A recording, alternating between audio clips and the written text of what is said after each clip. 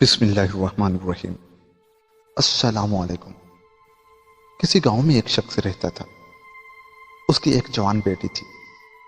ایک دن وہ گھر کا راشن لینے شہر جانے لگا تو بیٹی نے کہا، بابا تم جاتے ہوئے یا آتے ہوئے کوئی عجیب چیز یا عجیب بات سنو تو عمل کرو، نہ کرو مگر خاموش رہنا اور گھر آ کر مجھے بتانا۔ اس نے کہا ٹھیک ہے، اور شہر روانہ ہوا۔ اگلے زمانے میں لوگ پیدل آتے جاتے تھے کیونکہ گاؤں کے راستے کچے اور سواریاں بھی نہیں تھی۔ کسی کسی کے پاس بیل گاڑی تھی۔ وہ شہر گیا، راشن وغیرہ لیا اور گھر کی راہ لی۔ اس شخص سے راستے میں ایک نوجوان لڑکا ملا۔ اس نے اس کو سلام کیا اور کافی دیر خاموشی سے سفر کرنے لگے تو لڑکے نے اس شخص سے کہا، اے بزرگ بابا، یا میں آپ کو اٹھاؤں یا آپ مجھے اٹھائیں تاکہ سفر اچھا کٹے۔ اس شخص نے لڑکے کو بڑے غصے سے دیکھا مگر بیٹی کی نصیحت یاد کر کے خاموش ہو گیا۔ اس نے لڑکے سے نہ بات کی نہ کچھ کہا، یوں ہی چپ چاپ چلتے رہے۔ تھوڑی دیر سفر کرنے پر ایک شخص کا جنازہ لے جاتے ہوئے لوگ دکھائی دیے۔ اس نوجوان نے بزرگ سے کہا، بابا یہ بتاؤ کہ لوگ جس شخص کا جنازہ لیے جا رہے ہیں وہ زندہ ہے یا مر گیا؟ بزرگ اس کی بات سن کر غصے سے لال پیلا ہو گیا مگر پھر بھی خاموش رہا۔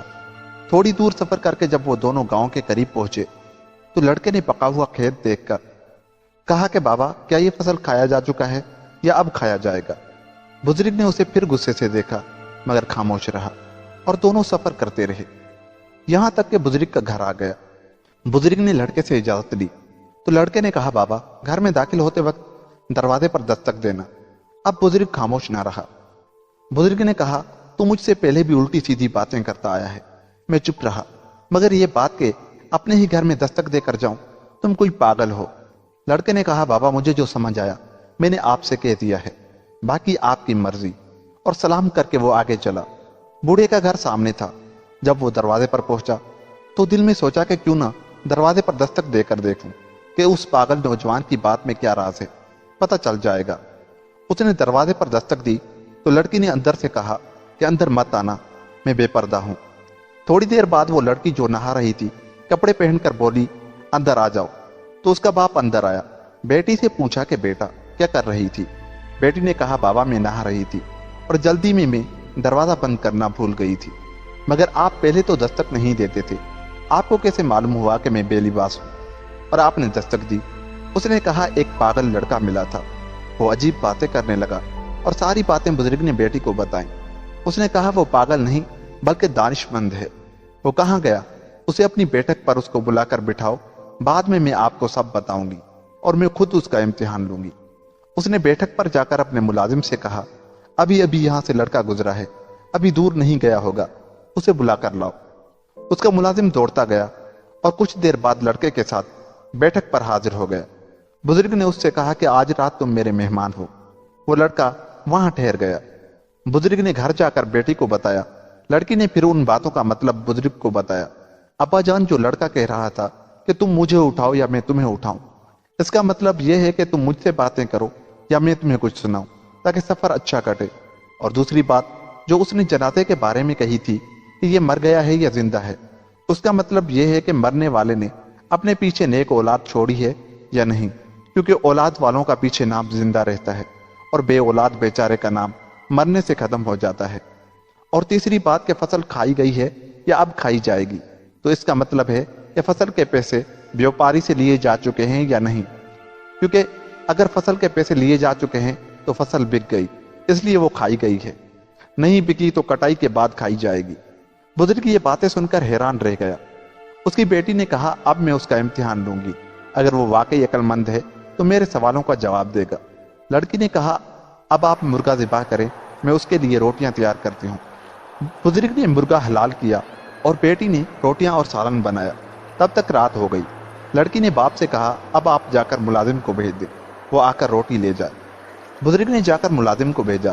وہ آیا تو لڑکی نے اسے 14 روٹیاں دی اور سالن میں بہت سی بوٹیاں ڈالی اور سالن کا رس اس میں آدھے برتن تک ڈال دیا، اور ملازم کو دیتے ہوئے بولی، مہمان سے کہنا کہ آج چاند کی 14ویں تاریخ ہے، سمندر اترا ہوا ہے اور بہت سارے تارے بھی نکلے ہوئے ہیں۔ یہ کہہ کر ملازم سے کہا کہ آتے وقت مہمان جو کہے مجھے آ کر بتانا۔ اس ملازم نے جا کر کیا کیا کہ 14 میں سے 7 روٹیاں نکال لی اور आधी बोटियां भी निकाल ली, यहाँ तक कि रस ने बची हुई बोटियां डिबो दी। बस कोई कोई बोटी मुंह निकाले अपने होने का एहसास दिला रही थी। मुलाजिम ने खाना मेहमान को पेश कर दिया और साथ ही पैगाम भी दिया।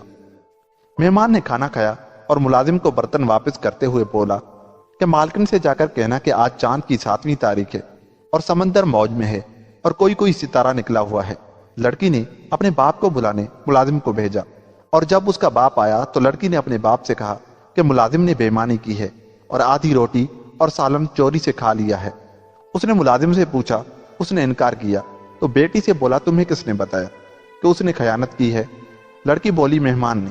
बाप ने पूछा, वो तो बैठक पर बैठा है, उसने तुम्हें कैसे बताया? लड़की ने कहा, मैंने मुलाजिम को 14 रोटियां और सालन में बर्तन लबालब बोटियों से भरकर आधे बर्तन तक सालन का रस डाल दिया था और साथ ही उसे यह पैगाम दिया था कि चांद की 14वीं तारीख है और दरिया उतरा हुआ है और बहुत सारे तारे चमक रहे हैं। इसका मतलब था कि 14 रोटियां हैं और सालन में रस कम और बोटियां बहुत ज्यादा हैं।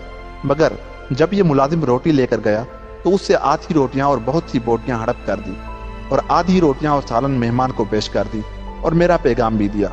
उसने खाना खाया और जवाबन ये कहला भेजा कि चांद की 7 तारीख है और समंदर मौज में और तारा कोई कोई चमक रहा है, यानी रस ज्यादा और बोटियां थोड़ी हैं। 7 तारीख का मतलब 7 रोटियां हैं। और जब मुलाजिम ने यह बात सुनी तो अपना कसूर मान लिया। बुजुर्ग ने लड़के और लड़की की अक्लमंदी देखकर दोनों की रजामंदी से उनकी शादी करवा दी। यूं वो लड़का और लड़की हमेशा के लिए एक हो गए और यूं ये कहानी मुकम्मल हुई। दोस्तों, अगर आपको हमारी ये कहानी अच्छी लगी तो जाते जाते हमारे चैनल को सब्सक्राइब कर लें। मिलते हैं किसी ऐसी कहानी के साथ, तब तक के लिए खुदा हाफ़िज़।